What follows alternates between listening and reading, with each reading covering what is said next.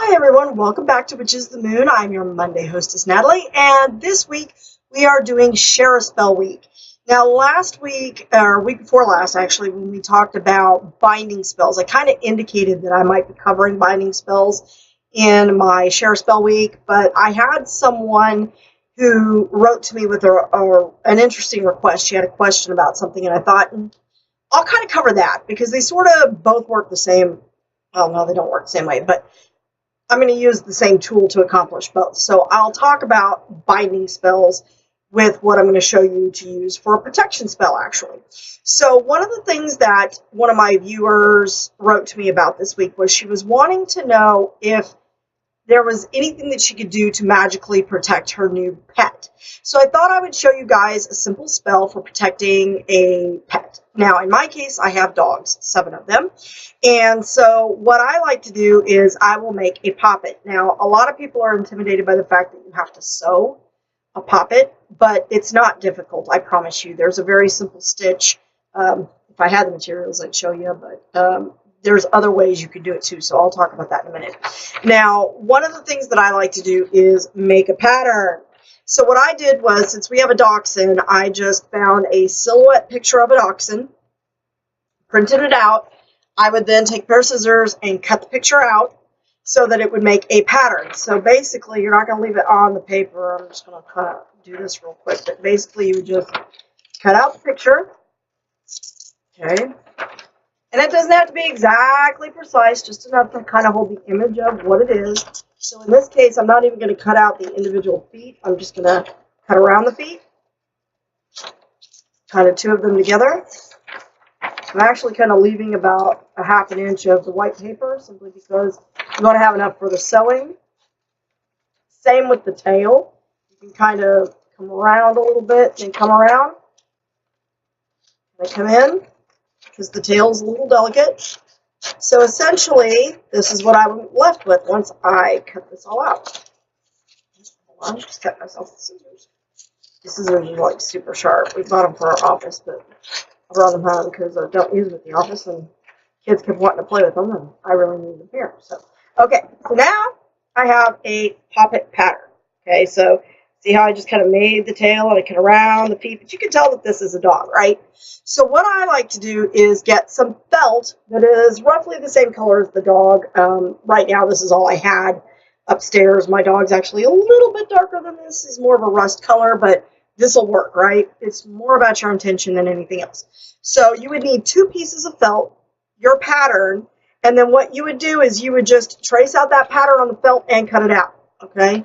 And you're going to do a front and a back. Now, I would say you want to flip your pattern. Normally you would, but in this case it doesn't matter because it's just a silhouette of a pattern. And so you're going to put 1 piece on top of the other.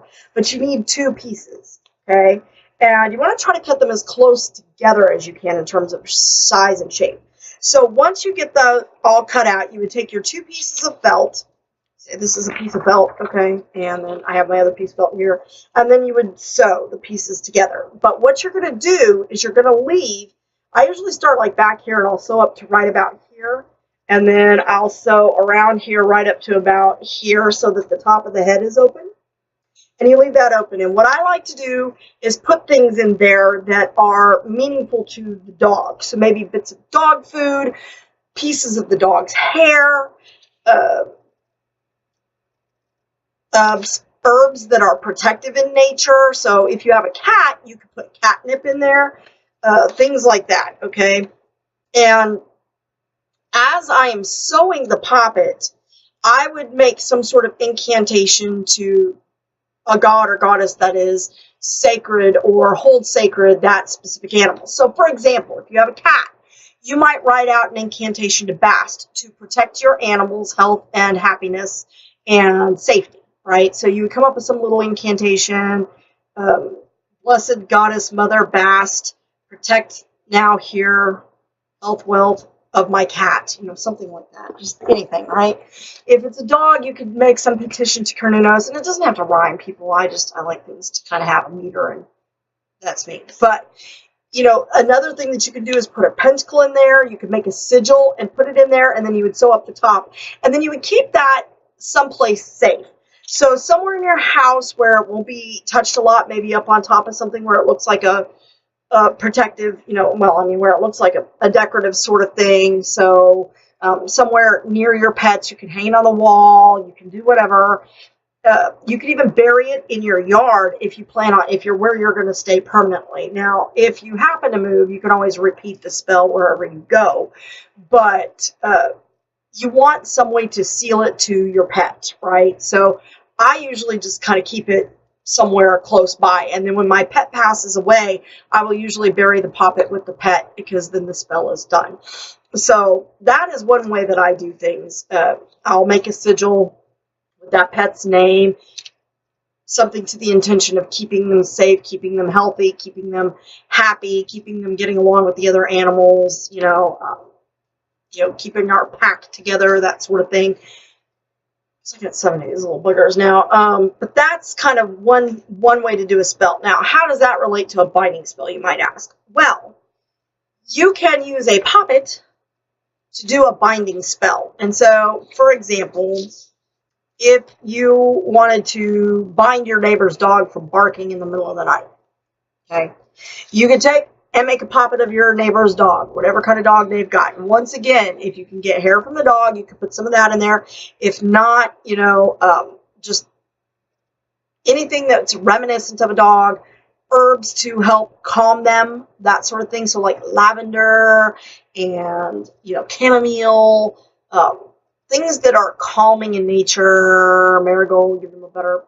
And then as you sew that poppet, you would simply, make some incantation to bring peace and calm to the dog between whatever hours or whatever. I mean, you can make it that specific if you want.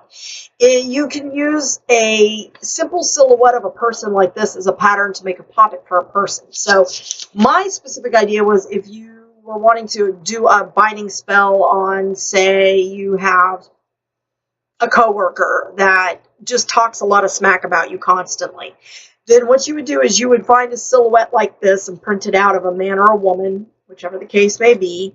If you have a picture of the person, or at least a picture of their face that you can put over the silhouette, that's even better, or you can even put that inside the poppet to make that poppet part of that person.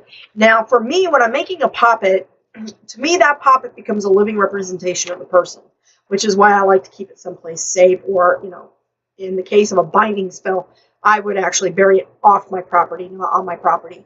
If you can bury it on the property of the person or put it somewhere near their person, so like, for example, if it's somebody at work that's really driving you nuts, they're talking a lot of smack, they're trying to get your promotion or what have you, you can make a poppet of the person, and it doesn't have to be a big, thick, pillowy poppet. It can be just a thin little poppet. And you would put things like slippery elm bark in there. You would put in things like angelica root to protect yourself from that person. You could put a little bit of honey inside there, just kind of get a little bit of honey on a piece of paper or something and put it in there to sweeten the person towards you, sort of like a sweetening jar sort of idea. But you're going to put that in the poppet. And then what you would do is you would sew up the poppet, and then you could actually tape it to the bottom of their desk. Or to the bottom of their chair, if you can get to their desk where nobody else will see you, or something along those lines. I've done that kind of thing before, and it's been very, very effective. Usually if you put it way up at the back, like if it's a cubicle, you can put it way up at the back of the desk in the corner, and then when they leave, you just take it out and, bury it, or, take it apart or do whatever, because the spell's then done if they're no longer there. But if you're wanting something that's a little longer term in binding, then I would definitely recommend probably burying it like in a cemetery. That's how I usually get rid of that kind of thing. Now, for either one of the things I was going to say too is protection magic for your pet. You can include a pentacle on their collar. So if you have a small pentacle charm or even a larger pentacle charm, you can anoint that with some sort of protective oil and put that on your pet's collar and let them wear it with their tags. I have seen that often. And that may be an additional way in addition to the poppet, or just a separate way that you can do some sort of protection magic for your pet. So this can be done with a bird, a cat, a hamster, a goldfish, whatever your pet may be. You can actually do one of these little poppets for any of those. And so that gives you something that you can utilize that's easy. Now, in terms of sewing, if you are not a master at sewing, either A, you can ask someone to sew it for you. B, you can watch a video on how to sew a stitch. Yeah, I'm looking around thinking, do I have like a needle and thread? Because I usually do. Oh, you know what? I have my sewing bag here. Hang on one second. All this cool stuff my sister got me that I cannot wait to get a hold of my own personal space to put it in. Okay, so let me see. Do I have my... Hold on there, kiddos, because I may actually have something here in my sewing bag. If I can find... Normally I have like a little white tin that's got a needle and thread in it, but I may have a mini sewing kit in here too that I can show you guys a simple stitch. Oh, I cannot wait to have a space where I can have all my stuff in a single spot. You know what I'm saying? Oh, look. It's a darker brown felt. I was just looking in the wrong place. Okay. I am not finding it here. Okay, well, I'm sorry, folks. I was thinking that I might be able to do that. But basically, there is a super simple stitch that you can do. And what it entails is you take the needle and you put it through. Then you're going to bring it back down through and you're going to pull it. Okay? Then as you bring it up, you're going to pull it through the loop that's created now by the thread. You bring it in and you pull it through the loop. You bring it in and you pull it through the loop. Very simple stitch, and it's very effective in holding a poppet together, because the problem with a poppet, one thing I'd like to mention about a poppet, whether you're using it for binding or for protection magic or whatever you're using it for, if you're just putting the loose herbs in there, if your stitching is kind of wide and loose, then you might lose your herbs. So you may find it useful to get like a small baggie, such as something like this, like a snack bag, or even a smaller one like this size. See if you can find a baggie this size, and put your herbs and your salt. Salt's very protective, so I usually put salt. I'll put rosemary. Like I said, if it's a cat, I'll put catnip. If it's a dog, I'll put dogwood or something like that, just because it makes me think of a dog, or anything of that nature. There are some other herbs that are good for pet magic. I think what it is. But in any case, you can put them in this and put this inside of the poppet, and that's just as effective. And that way, you don't have little bits of your herbs falling out of the bottom of your poppet. Especially if you do wide stitching, which I've seen on some of them. So some people do like a wide cross stitch. Either way. That's just a few ways in which you can protect your pet with magic. And I hope that my spell, you know, I really am feeling guilty that I don't have something to show you guys how to do the stitch. That's fishing line and it's super thin, so that won't work. But I may do a video on my personal channel, the Purple Broom Apothecary Presents, in which I show how to sew a poppet. That may be the next time I actually have 10 minutes of time that's not taken up by, Mom, I have this tragedy going on, you have to come pick me up, I'm so depressed, and I get nothing done. Which I love my kids, and please don't take that I'm complaining about spending time with my kids, because I'm not. I love spending time with my kids. My kids take priority, but it's just a little frustrating when you have plans and then all of that gets set aside and I don't ever get time to do what I had planned in the first place, like taking that thing down, so I can actually have my space back, because it just feels squished right here.